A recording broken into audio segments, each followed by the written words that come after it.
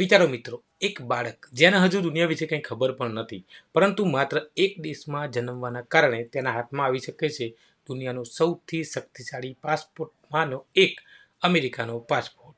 અને આ જ કારણે દુનિયાના ઘણા પરિવારો લાખો રૂપિયા ખર્ચીને અમેરિકા પહોંચવાનો પ્રયાસ કરે છે, માત્ર એક જ આશા સાથે કે તેમના બાળકને અમેરિકાની સિટીઝનશીપ મળી જાય.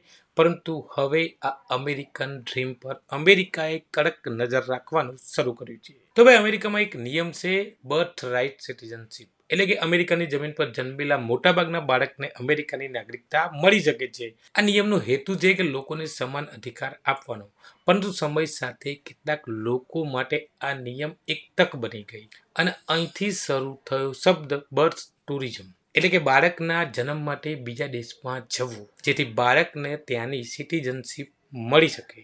ભાઈ, ઘણા લોકો માટે અમેરિકન પાસપોર્ટ એટલે સારી તક, સારું શિક્ષણ અને ભવિષ્ય માટે વધારે વિકલ્પ. આ માટે કેટલાક પરિવાર લાખો રૂપિયા ખર્ચવા પણ તૈયાર થાય છે. કેટલીક કંપનીઓ આ માટે આખી સર્વિસ બનાવી દીધી છે.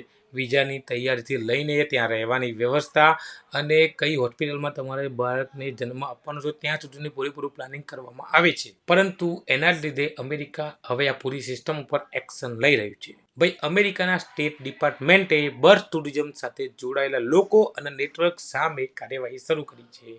તેમના જણાવ્યા પ્રમાણે કેટલાક લોકો વિઝિટર વિઝા લઈને માત્ર ફરવા નથી આવતા, પરંતુ બાળકને અમેરિકાની સિટીઝનશીપ આપવાના હેતુથી જ અમેરિકા આવે છે. કેટલાક કેસોમાં તો ખોટી માહિતી અને ખોટા ડોક્યુમેન્ટનો પણ આરોપ લગાવવામાં આવ્યો છે.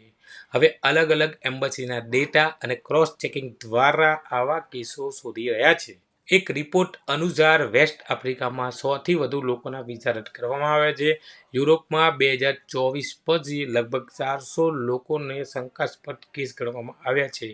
કેટલીક કંપની લોકોને શીખવતી હતી કે વિઝા ઇન્ટરવ્યૂ કેવી રીતે આપવો, અમેરિકા પહોંચ્યા પછી ક્યાં રહેવું અને ત્યાં પછી કઈ હોસ્પિટલમાં જવું, બધી જ જગ્યાએ સેટિંગ હતો. મતલબ કે તમે વિચારો, એક બાળકની સિટીઝનશીપ માટે પૂરી ઇન્ડસ્ટ્રી ઊભી થઈ ગઈ હતી. પરંતુ અહીંયા તમને એક વાત હું સમજાવી દઉં કે પ્રેગ્નન્સી દરમિયાન વિઝિટર વિઝા ઉપર અમેરિકા જવું એ કોઈ ગેરકાયદેસર નથી. સમસ્યા ત્યારે થાય છે જ્યારે કોઈ વ્યક્તિ વિઝા લેતી વખતે પોતાનો સાચો હેતુ છુપાવે છે. કારણ કે ભાઈ, દરેક દેશની ઇમિગ્રેશન સિસ્ટમ છે ને એ વિશ્વાસ ઉપર ચાલે છે.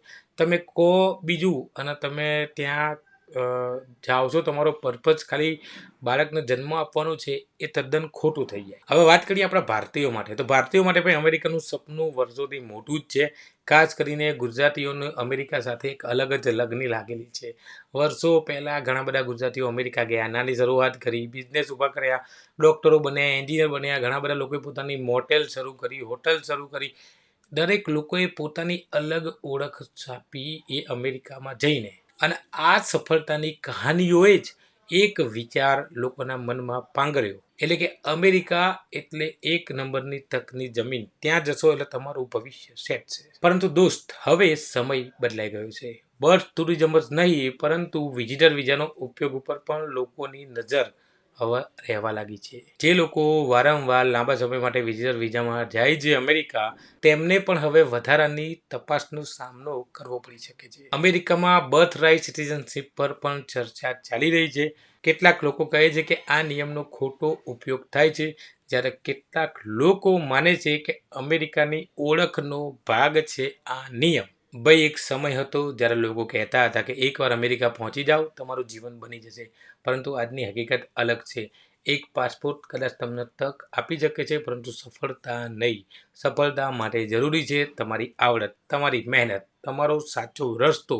કારણ કે અંતે કોઈ પણ દેશ માણસનું ભવિષ્ય બતાવતું નથી. માણસના નિર્ણય અને પોતાનો હેતુ જ તેનું ભવિષ્ય બનાવે છે.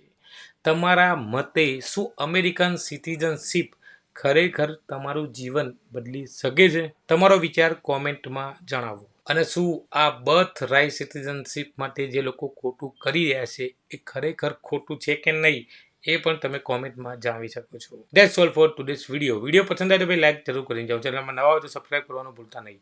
ફરીથી મળીશું નવા કોઈ એક વિડીયો સાથે. જય હિન્દ, જય જય ગરવી ગુજરાત.